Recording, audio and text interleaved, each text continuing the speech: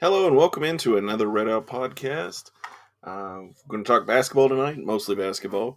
We're going to remember a Hilltopper that passed away and much more. So let's get into it, guys. Hey, how about them tops, son? All day, SEC boys. SEC, they supposed to be SEC. Crazy all day, man. You're listening to the Red Out Podcast.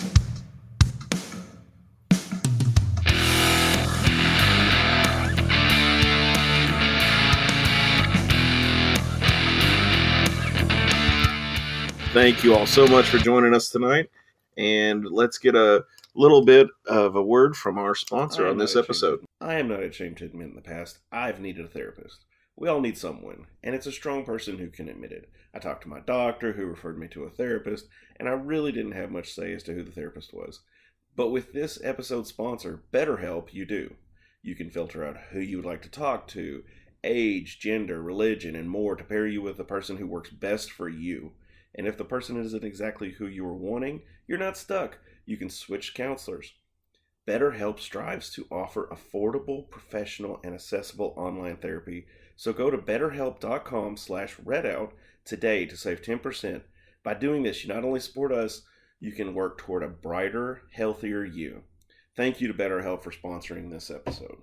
Yes, again, thank you to BetterHelp for sponsoring this episode. Don't forget, you get 10% off of your first month of therapy at betterhelp.com/redout. And don't forget that part. That helps us out, guys. So we appreciate your help. After being a Dolphins fan long enough, I should probably look into that.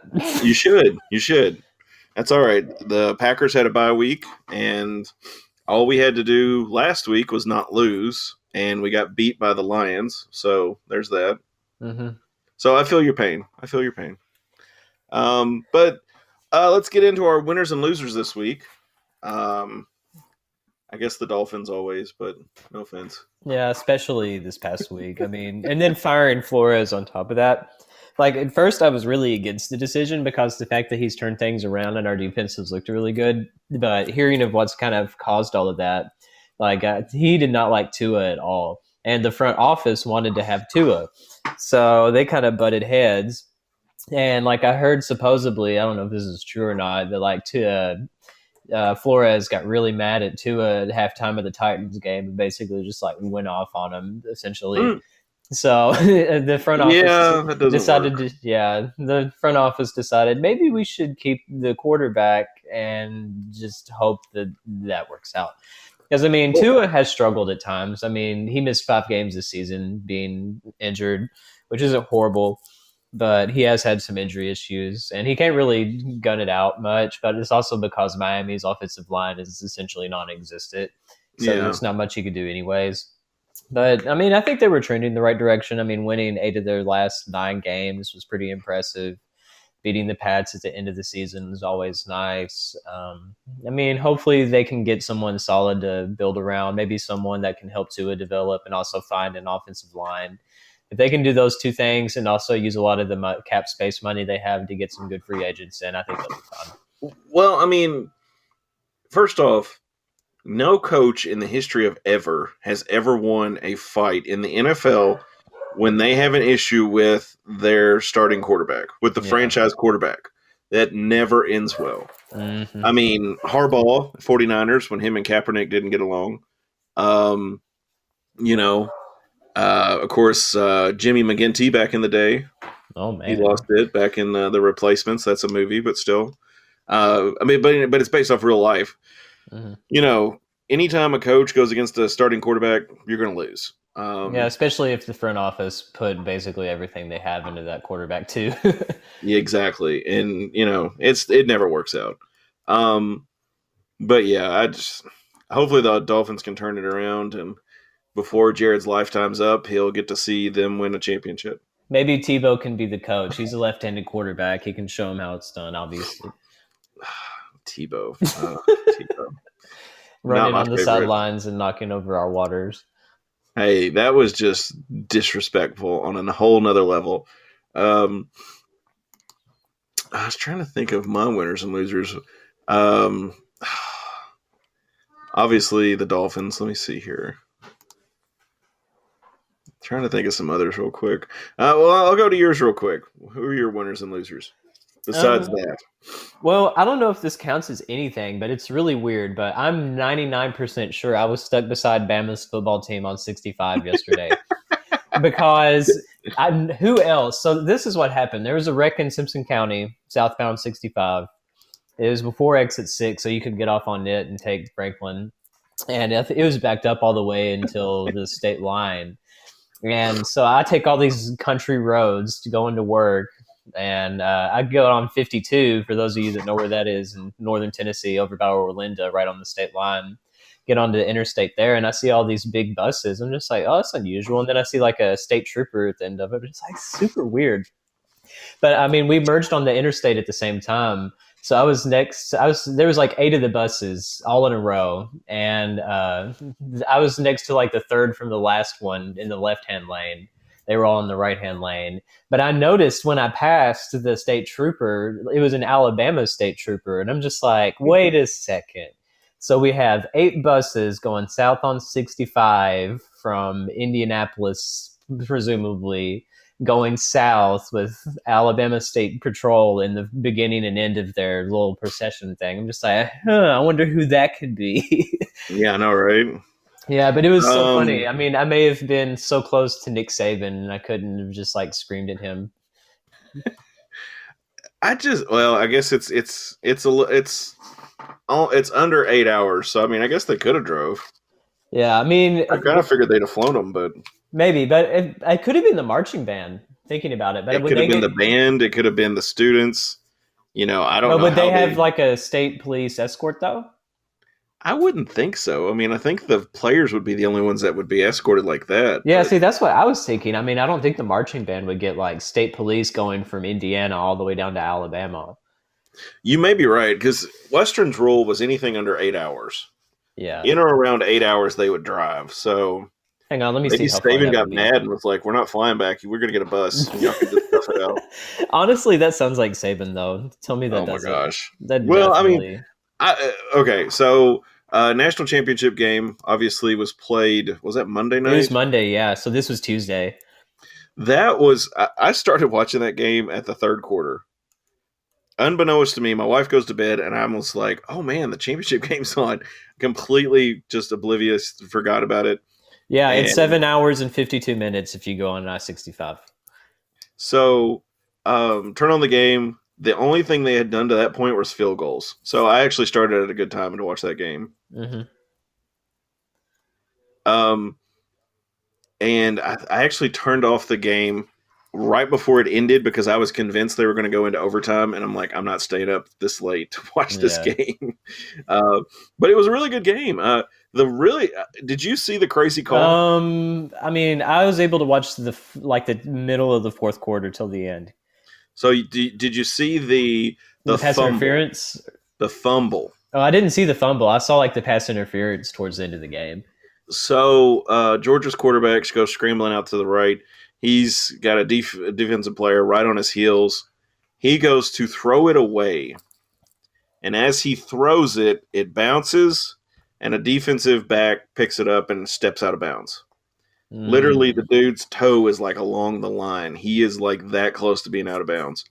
And the refs are like, the ruling on the field's a fumble. We're going to, go to the cameras and check it. And I was like, fumble? Where the heck did he get fumble? It's like the Tuck rule all over again. Yeah, well, basically. So what happened is because Georgia's quarterback, when he went to throw it, he did not throw it. It did not make forward movement. It went straight up in the air. And so the reason the call was the way it was is because they didn't go forward. So it hits, and then the kid, literally, the defensive back, out of politeness or whatever he was doing, I have no idea, he literally just towed the line in bounds, and the second step was out. And I'm like, that is the luckiest thing that could ever happen for them. Mm-hmm. But they didn't capitalize on it, so it didn't make a difference. But, of course, Georgia beat Alabama 33-18, and I am so happy. Yeah, that pick six at the very end was beautiful. The pick six was the sealer. And also, That I was love icing on the cake. my favorite part was like Stetson Bennett, Georgia's quarterback. He's basically like totally wasted when he did his interview with Good Morning America. I don't know if you saw that. No, It I was didn't. so funny. He was trying his best, but man, he was gone. He was not in this realm I at mean, all. do you blame him though? I mean, I wouldn't be either if I just wanted to I actually would. check my shit.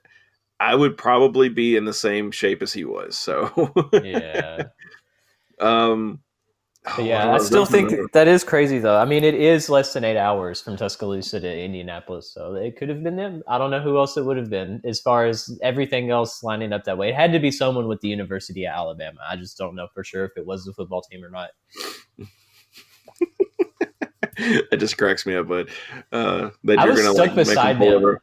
I couldn't get past them that because I wanted to, but the thing was is that the state trooper that was behind me, once all the traffic was like thinned out besides like their line, like they were taking up both lanes of the interstate, making sure that people cannot pass these buses. So I had Yeah, noticed that, and I was just like, "Oh shoot!" I mean, I was like, "Well, they're out of their jurisdiction, so they can't really do anything." But I kept trying to go a little faster, but all these people were slower in front of me, so I was stuck from about Orlando when I got on all the way down to Millersville, like stuck beside all of these buses. Hopefully, they saw my towel rack sticker. Maybe they'll go to Western now. yeah, Like they're contemplating their whole life and be like, "Man, maybe I should go to WKU." yeah. That's what it was. They saw your Tower Rack sticker and they're like, "Oh, he's cool. Don't worry about it." Yeah, basically. So another loser, the Indianapolis Colts Oh my god, that was embarrassing. losing to Jacksonville on Sunday. That was wild. All they had to do was win, and they couldn't even do that. Nope, they were done. Yeah, that was wild. I saw the I saw the update during I think it was who was it? Was it Chiefs on Sunday? Mm-hmm. During the Chiefs game, I was watching that one, and they popped in, and I was like, "You got to be kidding me!" They lost to Jacksonville. I wanted But- the Chargers and Raiders game to end in a tie so bad, just for the fact that everyone was wanting it to happen. But Derek Carr calling that timeout with like 2 seconds left and then kicking the game-winning field goal is super messed up, but hilarious. Because honestly, they're division rivals, so why would they want to try to do anything nice to them? I mean, if it was middle, I mean, screw them. I would do everything I can to make sure they don't get any type of postseason. But, completely agree. Yes. yeah, but I mean, we were 4 seconds away from having that scenario actually happen in real life. That they would just it tie, and both of them would end up in the playoffs and knock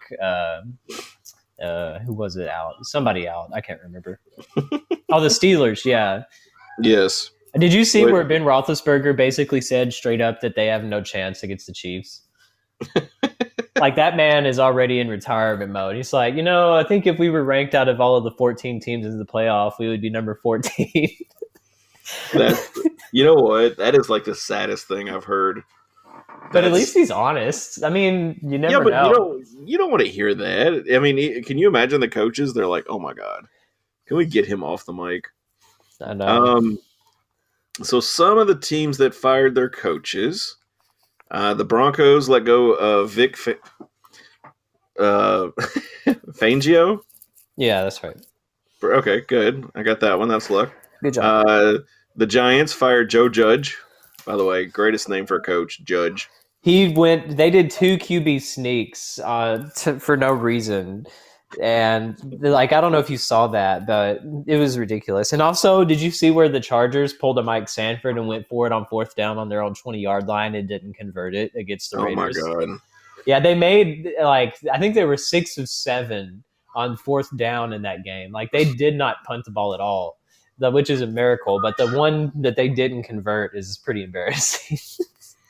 So the Chicago Bears fired their coach, Matt Nagy.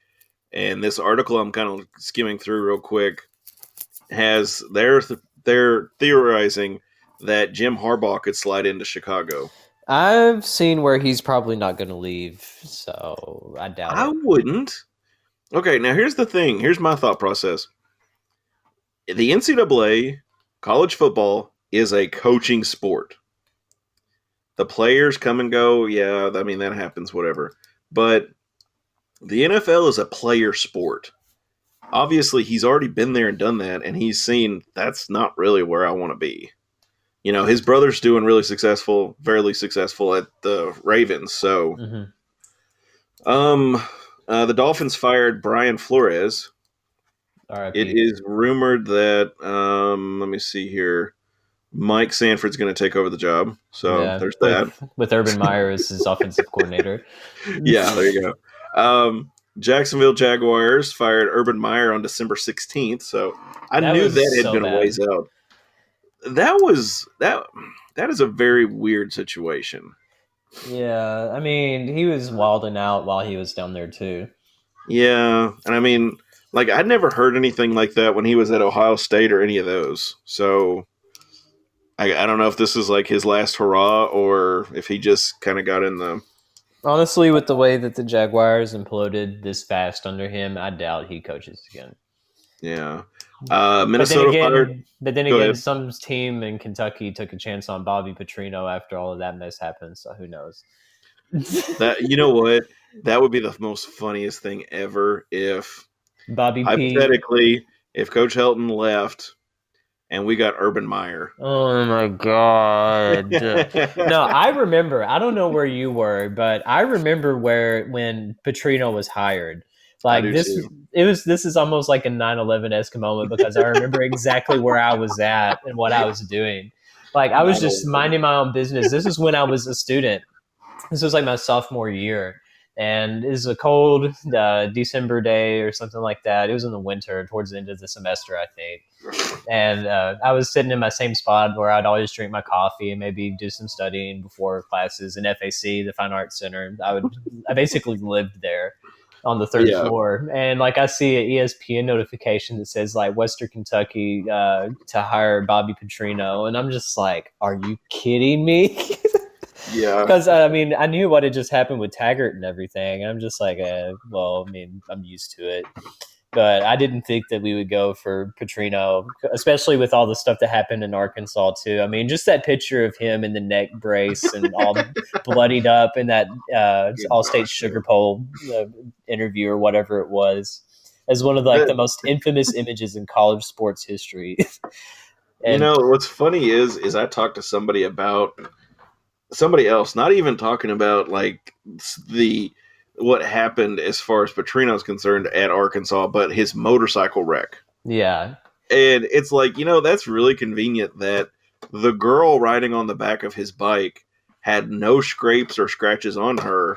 Mm-hmm. Somehow she managed to land perfectly on top of him. And I'm like, yeah, her boyfriend whooped, Petrino's butt, and that's what happened. That's Probably my thought, but it could be. But also the first initial thought I saw, when I saw it, I was like, yeah, he's not staying more than one season.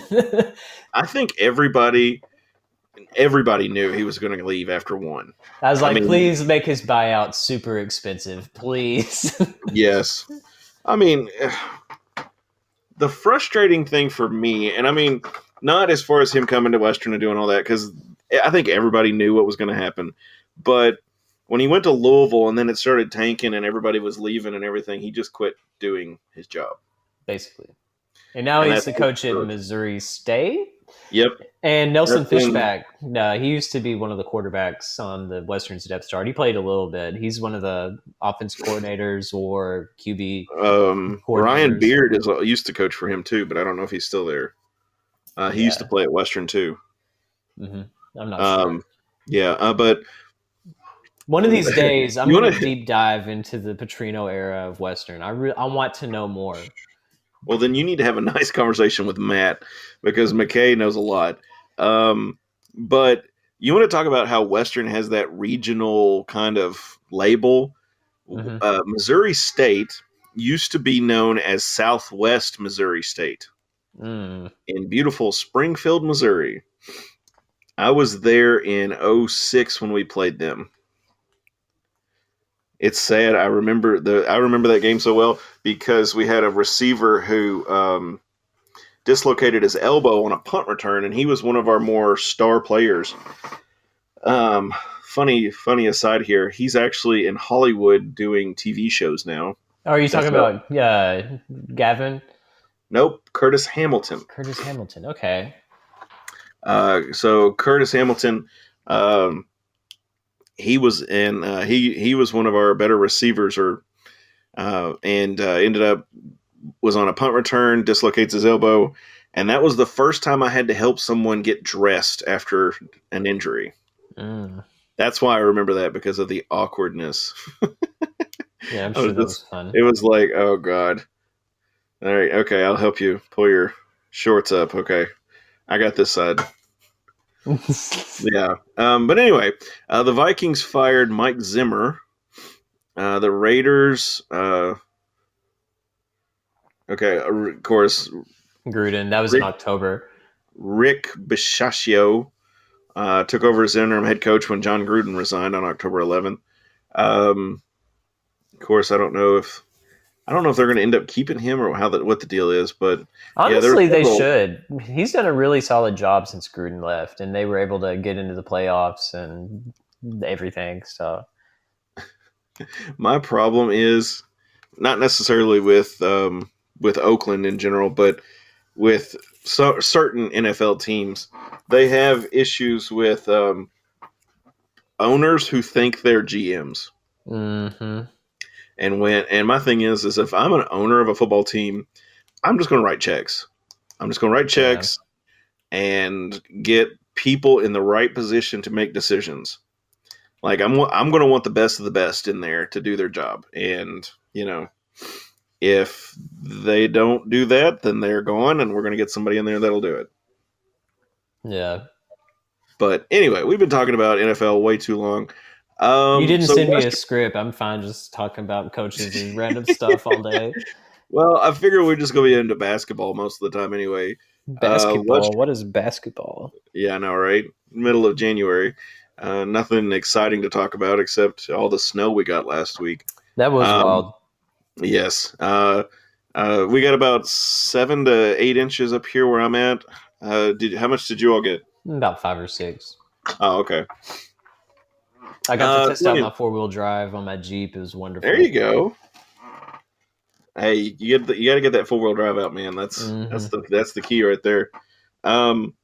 So anyway, Western played FIU, and where was that? That was in Diddle on January 8th, so last week, and beat them 84-71. Looks like a pretty straightforward game. Yeah. Western held the lead all game except for like a couple minutes into the first half. Did you watch it? No, I had to work. It was the one day I did have to work last week because, I was off a while because of the snow and everything. Lucky. I will say I only worked a half a day on Thursday because of the snow. We did have a service in the morning, so I didn't have a choice but to be into work at that point. But yeah, the snow kind of made things hectic around here with the roads and people not being able to drive on snow. Oh, it's so bad in Nashville. It's so bad because the thing is there's so many people moving from California to Nashville that have never seen snow before. Like I've had to tell my coworkers like how to drive in snow. Like it's the ones that they're from California. They're just I've never seen this before. What do you do? And I'm just like, drive slow. You can't be a speed demon. It's not going to work. Right. Just drive slow and don't oversteer, or else it's going to be bad. And don't check your brakes either. Don't just slam on your brakes, or you're going to be skidding for a while. My problem is I drive a Suburban, and my biggest issue is with people who drive little cars and they slam on their brakes right in front of me. Mm-hmm. I cuss them like a dog. I'm not even going to lie. I just start yelling and screaming at them. Windows up still. I'm not rolling my window down at them and yelling at them, but I get so frustrated. Do what? I'm sure you'd like to sometimes, though. No joke. I had lived up here for a little while, driving down the road, going way under the speed limit because of the snow, following a car. They literally came to a complete stop at a stoplight and turned. Light's green for us. It's just like, ain't nobody coming. Just go on. No, we can't do that. We have to slam on our brakes, stop, and then turn. So I ended up having to go into the ditch to miss this idiot. So I'm just like, oh my gosh. But I digress. So Western shot 50% from the field, 45% from 3-point land, 10 turnovers, and 34 rebounds. So, good. I mean, on paper, it's a great game. I mean, I'd just like to see us keep doing that in the rest of the season. And one of the things that was most surprising as far as like off the court is that Jordan Rawls was in attendance and he was watching his former teammates. So I don't know what will become of that. Yeah, that's kind of curious. I wonder what's going to happen there, huh? I don't know. But has anyone ever like left a school, went to another one, and then transferred back to the original school that they went to? Because that's not a very common thing. I was going to say I've never heard of it. Well, technically, I mean, I've heard plenty of stories of someone being on a team, then going to a junior college, maybe for like their sophomore year, and then going back to that team. Like that's basically what Stetson Bennett did for Georgia. He was a walk-on at Georgia, never really did much, went to some junior college, came back, and was actually able to become the starting quarterback and lead them to their first national championship in 40 years. So, I mean, it's possible. It's just not very common at all. No. Well, technically Zion did that with his basketball team, didn't he? I mean, he went to several different high schools, but I mean, I'm not talking collegiately. But I don't think he went back to the original one. Like he would have had to have gone back to Bowling Green High if he did that. I don't think so. But he went to at least, I think he had a different school every year in his high school career. He did, which is so sad in a way, you know. Yeah, I kind of feel for him in a way. But I mean, I've seen it happen in the pros, and I've seen it happen occasionally with coaches. I mean, I guess Petrino is an example of that because he was at Louisville and then ended up coming back to Louisville after he left us. But I mean, Lance Stephenson is a perfect pro example. This is his third stint with the Indiana Pacers, and he had a game with like 30 points in it. I don't know what it is about him on the Indiana Pacers, but he needs a lifetime contract. They should have done that a long time ago. They should have done that after the Eastern Conference Championship game when he blew in LeBron's ear. That was iconic. I will never forget that. Well, I mean, like, LeBron did it. Mm-hmm. He went from Cleveland to Miami, back to Cleveland, now to L.A., and I may have missed a team in between. I don't know. No, that was right. But yeah, he did that. So, I mean, it's just not very common at the college level because why would you waste a year of eligibility going to some other school and just say, oh, I should just go back to where I started? Yeah, that's, I don't know. But that's kind of one of my arguments as to kids not being penalized for transferring schools in certain situations. Yeah. If you're recruited by a coach leaves, you should be able to transfer and go to a different school. Yeah, agreed. Because, I mean, a lot of the times, I mean, students make commitments to the coach as opposed to just the university itself. Yeah. And, I mean, a lot of times coaches are the main factor. Mm-hmm. I mean, you could have one of the most beautiful schools in the world and the coach be a D-bag, and there you go. Yeah. So, but I digress. This episode will air tomorrow on the podcast will air tomorrow. Hopefully I'll be able to get the YouTube up tomorrow. But tomorrow night we're going to be playing Rice, the Rice Owls, and Western looks, as far as ESPN's concerned, we've got a really good shot of beating them. I don't know about that. Oh, and the only reason I say that is because they just beat UAB, which is like head and shoulders like the best team in the conference. So yeah, they beat them by 5. Yeah, I don't know if that's a fluke or if they just got or maybe they are decent. I mean, usually we've been able to handle Rice, and especially in basketball, ever since we've been Conference USA. I mean, they haven't really beat us much at all. But, I mean, I don't know. I mean, I'd still take them seriously after that UAB game. Oh, I agree. I definitely would definitely take them seriously as well, especially with I mean, they're getting 77 points a game, basically right with us. Points against, they're allowing about 5 more than we are. We're allowing 68. They're allowing 73. I mean, this could be a really close game tomorrow on paper. Mm-hmm. Like you said, they beat UAB by 5. They beat Middle by 4. They lost to North Texas, which, by the way, did you see the North Texas score? Yeah. 75-43. That's pretty bad. And then they played UIW. Who is UIW? University of Incarnate Word. Mm-hmm. Never heard of them. Have you? No. Yeah. Their Okay. quarterback is really good. Like, he's basically going to be sort of like a Bailey Zappi type thing, except he can run. Okay. I was just like I've never heard of Incarnate Word, but I was thinking like University of Iowa, Wisconsin, or something stupid. That's what I was thinking. Iowa West for some reason, or Indiana. And what's the city in Indiana that starts with a W? I can't really think of one off the top of my head, but that's where I was going. Yeah, you're on your own there. That's it's instead of Fort Wayne, it's just Wayne. Yeah. They were going to name it Fort Wayne, and Fort Wayne was taken, so they were like, "Forget it, we'll just be Wayne." Yeah. But it looks like Vegas is giving us 8.5. It is at home, so that's what, a 3-point swing. Yeah, usually. So they're at least saying we'll beat them by 5. ESPN's given our basketball power index 82% chance for Western to beat them. So essentially it's like 80 to 20. So 8 out of 10 times Western will beat them. And that's fair. I would say it would probably be, 70-30, but whatever. So what are you thinking our chances are tomorrow night? I mean, I still think it's pretty solid. I mean, honestly, this is probably, at least from what I've heard from other people, the team that we have right now is the team we will have till the end of the year.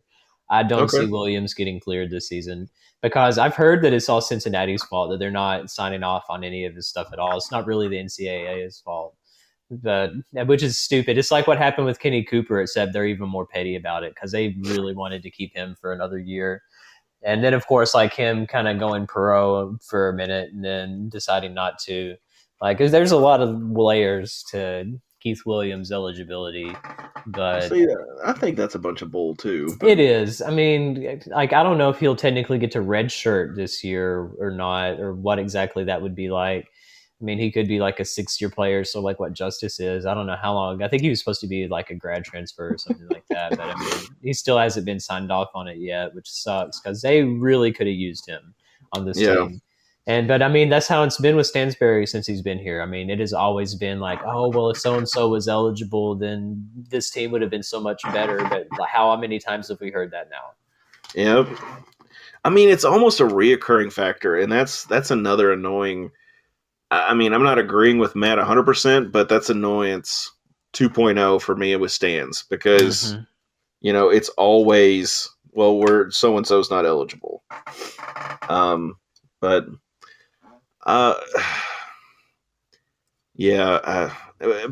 Cincinnati's being petty as all get out. That's ridiculous. Yeah. They should not be doing that to a kid. I mean, kid wants to go somewhere else, let him go. Who cares? I mean, it's the same with Western. Every offseason, Stans runs off a bunch of players, and, they transfer out, let them go. So what? Yeah, just like Jordan Rawls. Exactly. Oh, my gosh. Where is Jordan Rawls? I know I keep up think he with went to one of those Tennessee schools, I think, either East Tennessee State or Chattanooga or something like that. I'll check later. I'm not really caring right now. I'll do. Too late. I'm looking. Okay. I'll let you look. My official guess is Chattanooga, but we will see. Yep. Wait. No, Georgia State. I forgot. Georgia State. Yeah, he's from Chattanooga. That's his hometown. But yeah, he's at Georgia State. And just to let you know, at Georgia State, he's played in 9 games, started 2. He's played 19 minutes a game. He's only averaging like 5 points. I mean, he's not even playing much at Georgia State, so that's not really good. As opposed to Western, I mean, his freshman year, he started in 16 games, played 30, and then the sophomore year started in 5 games, played in 28, and the most he averaged was 8 his sophomore year at Western. So, well, see, that's kind of frustrating for me. I mean, for him to transfer out like that, and I mean, I guess it was just playing time is what the issue was. Well, if that's true, then that's pretty sad because it's actually worse. Yeah, I mean, that's what I was just thinking. He's not even getting as much playing time as he was wanting. So I guess they promised him the world and did not deliver. So it sounds like a Sun Belt school. Yeah. I mean, even though some of us would like to go back to the Sun Belt. I mean, In football, not basketball.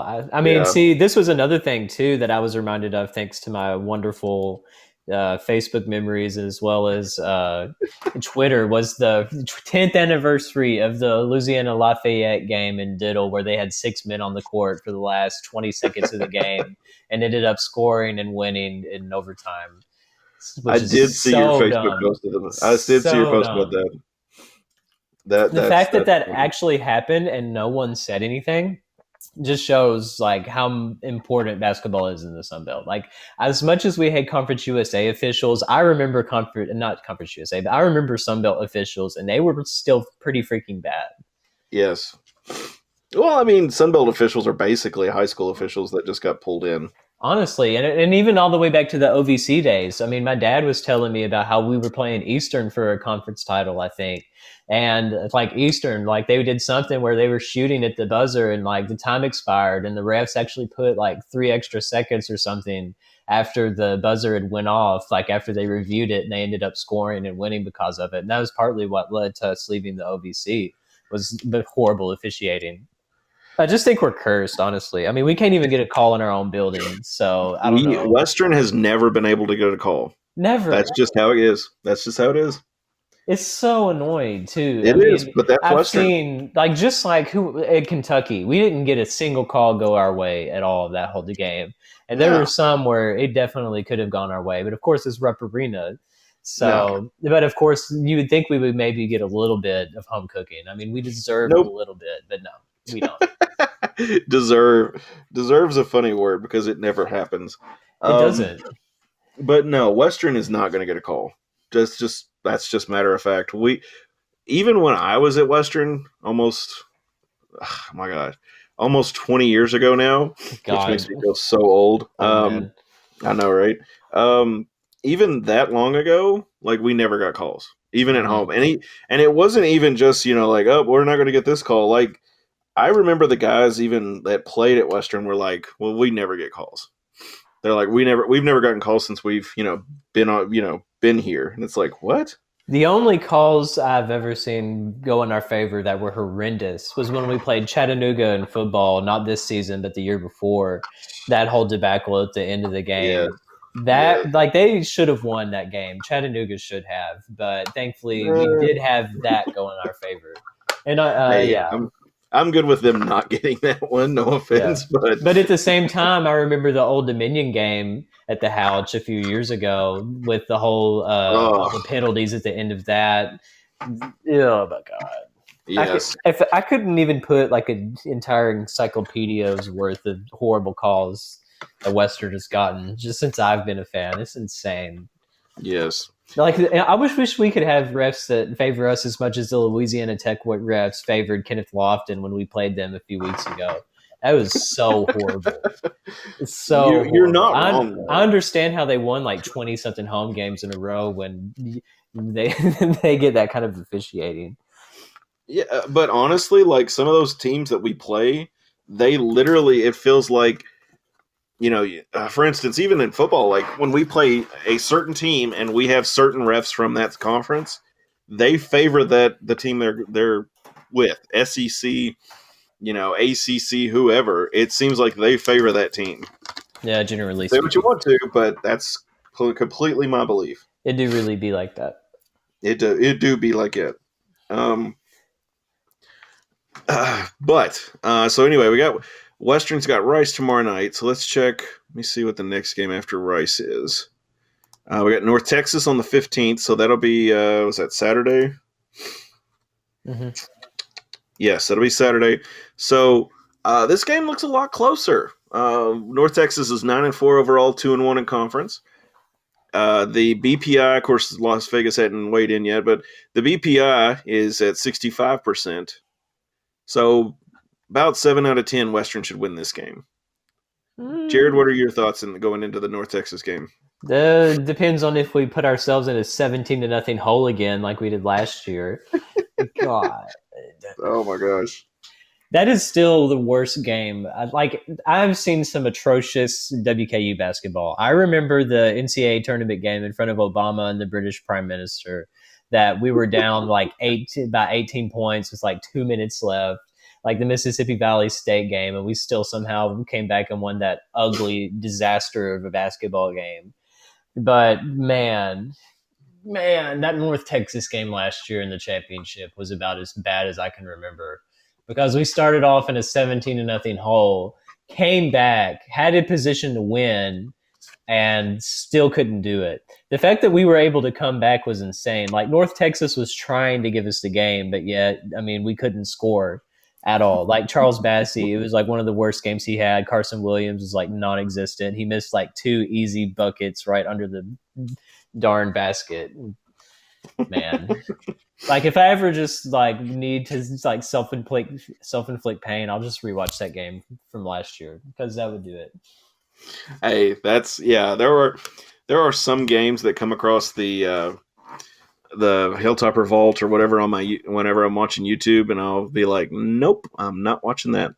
Yeah. And there's some games that I'm like, oh, I want to watch that again. I could watch that all day. Like us beating Louisville this season. Like, I'll probably rewatch that once or twice a year, because it was definitely on CBS. It was Louisville. We actually won. Everything actually worked in our favor for once. That's what I would like.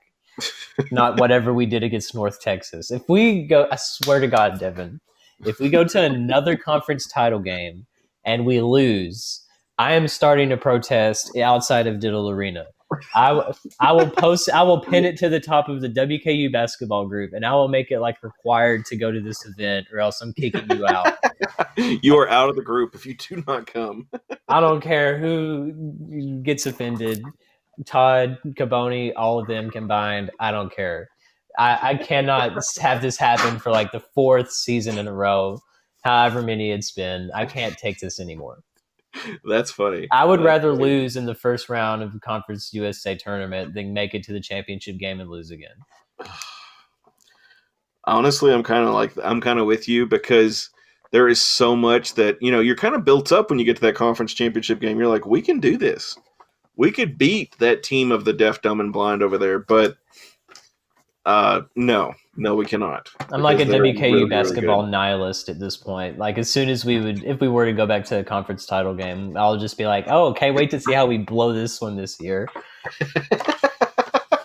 Like, are we going to be down 30 points and then come back and lead by 5 with 30 seconds left and still lose in like the most heartbreaking fashion imaginable? So have you ever watched Major League? No, I don't think so. Oh my gosh.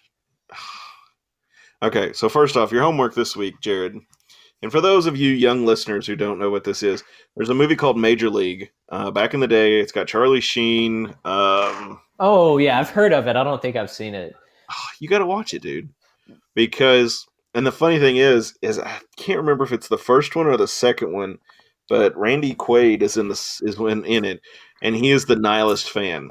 And he is just completely like, nothing matters. Yes, you remind me of that so much, because he's so like, well, we're going to screw this up. Blah. I think it might be the second one. But then eventually he comes back on board with the team. But yeah, that's, the thing that sucks too is, like, even in football, there's sometimes where we'd be up like 20-something points in the 4th quarter and be like, I remember the Bahamas Bowl. What's going to happen? I don't trust it. Buddy, let me tell you. We have to have at least a 50-point lead in football and basketball for me to feel comfortable. Well, then you're not very comfortable in a lot of games. I'm never comfortable. It's the second one. It's the second movie. Has got Randy Quaid in it. It's a classic. It's literally a classic. I'm not a big baseball movie fan, but it's a really good movie. It makes me want to cheer for the Indians, the Cleveland Guardians now, I guess. But yes. And even as a Yankees fan, I loathed the Yankees in that movie, and I was like, ugh. But it's a great movie. Check it out. If you haven't watched Major League, watch it. It's very good. If you don't, you have no marbles. So of course, then next week we have on the 20th we got FAU, but we'll talk about that next week. That's next Thursday. Then we play FIU again and UAB. This is one thing this season I'm really glad about is that we do not have the back-to-back games. Those were so detrimental to us. Because those guys had the chance to come in and say, oh, well, we just need to do this. Let's do this, and we'll be great. And boop. And Western would lose. We'd win the first one and lose the second one, or vice versa. Yeah. Mm-hmm. Or lose the one that matters the most. Yes. But excuse me, sorry, missed the cough button. Yeah, we'll talk about that next week. Next week we're going to be talking FAU, FIU, UAB, and okay, and that actually we'll be talking FAU and FIU, and we'll be talking UAB, MTSU after that. Is UAB actually doing that well this year? In basketball, they've been really solid. I mean, Andy Kennedy, he's an amazing coach. I mean, they still have Franklin product, Taven Lovin on their team that's been dominating, which makes me so sad. Yeah, I agree. I mean, I'm happy for him. I don't really know him personally. I mean, he wouldn't know me at all. I just know a lot of mutual people that know him really well. And, I mean, obviously Franklin is really proud of him. Because, we don't really have star athletes like that kind of level come around very much. I don't know. When was your last year with Western's football team helping out? 11. Okay. I think that may have been when he graduated. Did you ever know Courtney Dalcourt? Yes, I did. Yeah, he was a Franklin product. Like, he was a Georgia Tech. I remember Courtney. And I actually... I think Courtney was like a freshman when I was at fixing to graduate Allen County. Maybe I'll have to look at the numbers on that, but I think he was in high school when I was at Allen County, but I might be wrong. Yeah, because he was a senior when I was a freshman in high school. Now I gotta get on Facebook. That was 2009, 2009-ish, somewhere around there. Yeah, I graduated high school in 2006, so I doubt that. Mm-hmm. Let me see.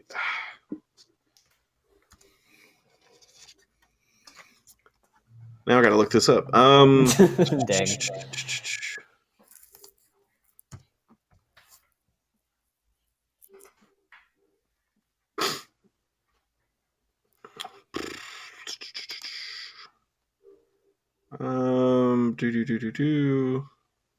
Give you that hard. Well, he was at Western from 9 to 13.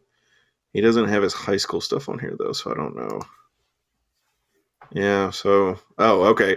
He was at Franklin Simpson from 05 to 09. So yeah, I mean, when he was a freshman, I was a senior at Allen County. So interesting. Yeah. You see, it was reversed for me. Yeah, that makes me feel older. So good. That's good. And we still have Jack Randolph on the football team too. I hope he can start it maybe next season. We'll see. There we go. Okay, off Facebook so I can actually concentrate. Actually, UAB's pretty much killing it this year. They're 13-4. Mm-hmm. Trying to see who they've beaten. That's actually they beat New Mexico. New Mexico Lobos. Lost to West Virginia. Lost to Rice. Which is ridiculous. Lost to South Carolina. They did beat Morehead State. So, I mean, that used to be more impressive when Morehead State had Kenneth Faird or whatever his name was. So they played San Francisco. Do you know who San Francisco's mascot is?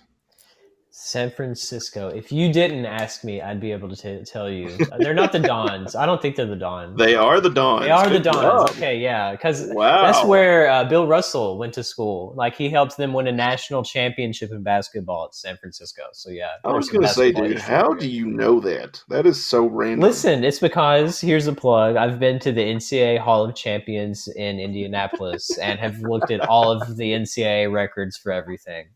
Okay. I'll give you that. Like, you can literally, they have this giant interactive map, at least they used to, where you could type in any university and be able to click on it and learn about their colleges and stuff, look at records, stuff like that. Well, the Dons are 8-0, just so you know. They're pretty good. Yeah, they're really good. Apparently, I didn't realize they were that good. Let's see. And also, one thing Yeah. worth noting already is that there's already been like there's no perfect team in college basketball right now. Every single team has lost a game because Baylor just Yep. lost the other day. Yep. And actually, the Dons are 14-2, and they are second in WCC.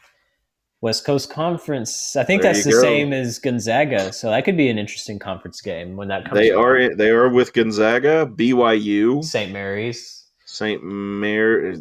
Well, their St. Mary's game was postponed, probably so it must COVID. have been a COVID thing. St. Mary's, Loyola, UC all those. Irvine.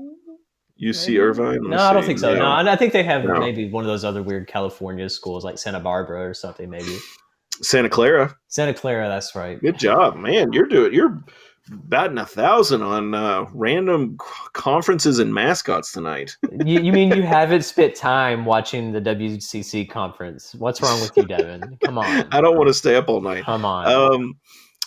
So Portland State, I think they're in it too. let's see here. Women's basketball, just real quick. They played La Tech on actually January 1st, so we've already talked about this one. They beat them 64-50, and they played FIU and won 63-51. And just like the guys, they stayed ahead, looks like most of the game.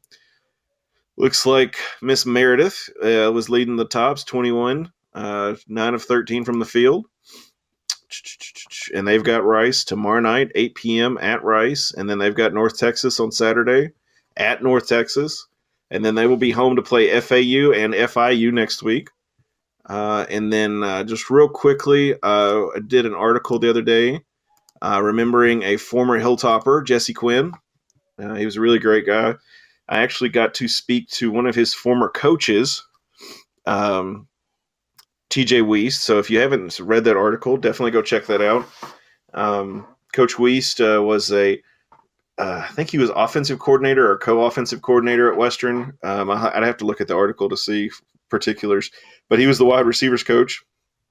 And the funny thing with Coach Wiest is he seems like a very no-nonsense guy. He's just very down to business, yada, yada, yada. And Jessie was not that person. Jessie loved to dance.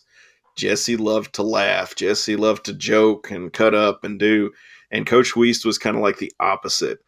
And when I check the article out, it's a good read. I don't want to pat myself on the shoulder, but when Coach Wiest said that Jessie was a very special kid and it was hard not to like him, that was one of those things that I was like, wow, that's saying a lot, when somebody like that talks about him. But Jessie Quinn played at Western from 04 to 08. And he was living in Florida at the time that he passed away. He was 35 years old. So our thoughts and prayers go out to his family and friends. He was really a special guy, and I wanted to kind of memorialize or talk about Jessie, because even though Jessie had graduated over 10 years ago now, he still cheered for Western. He was one of those guys that was a Hilltopper for life. And he cheered when Western won stuff, and I'd see Facebook posts, and he went and watched games and he may not travel these long distances like some other people do, but he still cheered for Western, and I think that just shows how much Western meant to him. So definitely check that article out through the Towel Rack. Thank you for doing that. Thank you for doing that. That was a really good piece. I appreciate that. It's so sad. 35 is so young. Yeah, and I do have a side note. I don't like drawing attention to people, but we have another Hilltopper who needs our help. And for those of you who have made it this far into the episode, I appreciate it. But there's a young man named Brandon Robertson. He's actually probably a few years older than I am. Has stage 3 testicular cancer. And he has a GoFundMe set up to help with medical bills and stuff. And I think he's at least got one child. But if you would, if you feel the need, you go and, either say a prayer, send your healing thoughts to him. I know him and the family would appreciate it. And if you want to support them in some way, you can go on GoFundMe and find that and support them. But I know they would appreciate it. But yeah, Jesse was a good guy. Randon's a great guy, still is. And thoughts and prayers are with them. Digress. So Western is basketball's back at it again next week, tomorrow against Rice. And we've got, who did I say? Jeez. I get happy sometimes and I start minimizing. I get click happy, so I forget that I need to keep my screen pulled up. I got North Texas on Saturday. Sorry, that's at 4 p.m. The game tomorrow night is on the CBS Sports Network, and the girls are going to be playing at 8 o'clock. They're going to be playing Rice at 8 o'clock. So definitely check those two games out. Follow the towel rack, and let me see here. There's one last thing I want to do before we sign off. You go right ahead. Now that the college football season is officially over, Devin, what was your favorite moment from the 2021 college football season? Favorite moment would probably be Zappy breaking Burrow's record. Mm-hmm. Western winning the bowl game. Trying to think of some others. Freaking Alabama losing. That's another one for me. And I wish Nick Saban and them the best, but at some point, do you not just get tired of it? Oh, yeah. You're just like, lose. It's just like with Duke and basketball. It's the same thing. Yes. And it's Duke, the same thing North with the Carolina, Patriots. Kentucky. The Patriots in the NFL when Brady was there. God, I was so tired of that. Oh, my gosh. What are you talking about? I give Belichick a couple more years, and he'll have something figured out, and he'll be back at it. I mean, Mac Jones is looking decent. I mean, seriously, though, like, Belichick, like, he's just way too smart and conniving, and I don't want to say, I don't want him to sound like a villain, but I mean, he kind of is. He knows how to get to where he needs to get to. But yeah. So, Jared, what was your favorite moments, bud? Yeah, I mean, obviously the bowl game was a big one, just for the fact that we beat up State the way that we did. Of course, Zappy breaking both of those records is pretty phenomenal to see. I mean, as far as other stuff, I mean, of course, beating Marshall is wonderful. I wish we could have beat UTSA one of those games, especially a conference title game. But I mean, overall, I think this was a great year. I mean, we'll definitely look back and remember the Bailey Zappi era and be able to say that it was probably one of the best that we've had up to this point, which is crazy because after Brandon Dowdy graduated, I didn't think we would ever have anything close to what he was able to accomplish. And sure enough, I mean, we had somebody come in and break 2 NCAA records in one season. So, I mean, never say never. Of course, we'll be getting his younger brother, Trent, as well. He's a linebacker. I think if he wears number 4, that's iconic. I still want him to come out on offense every now and then to take a snap just so I can live with the thought of maybe that's Bailey Zappi. But, I mean, he's not his brother. I mean, I don't have siblings, but I'm sure that's super annoying. Hopefully people won't just compare him to his brother the whole time he's here. Like, he'll have his own identity on defense. So hopefully he'll be pretty solid. I know he's been good with the high school in East Victoria or wherever it is that they're from, that he's done really solid for them. So hopefully that'll translate to the gridiron for us as well. Yeah. And if his brother played quarterback, there would be more of a comparison. Yeah. But since he plays, linebacker, I mean, that's completely different. I mean, I'm not worried about the comparisons, as far as people trying to compare the two, because that's apples and oranges as far as I'm concerned. But yeah, definitely check out the Towel Rack. You can sign up for the email. They will email you every time an article comes out, and then you don't even have to go to their website. You don't even have to check it out. You just automatically get it every morning, afternoon, whenever it comes out. Just as long as you're not one of those people that has like 10,000 unread emails in your inbox. Please don't be that person.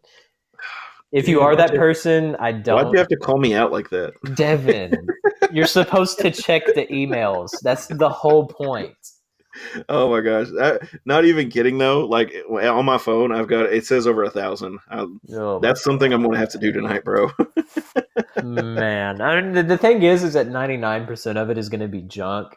It is. It's all junk. But I just honestly, I just never sit down and clear it. And I will sit down one day and do like 100 or 200 at a time, and then I come back and I've still got more emails. Mm-hmm. But yes, R.I.P. Jessie. But as always, guys, go Tops. Go Tops.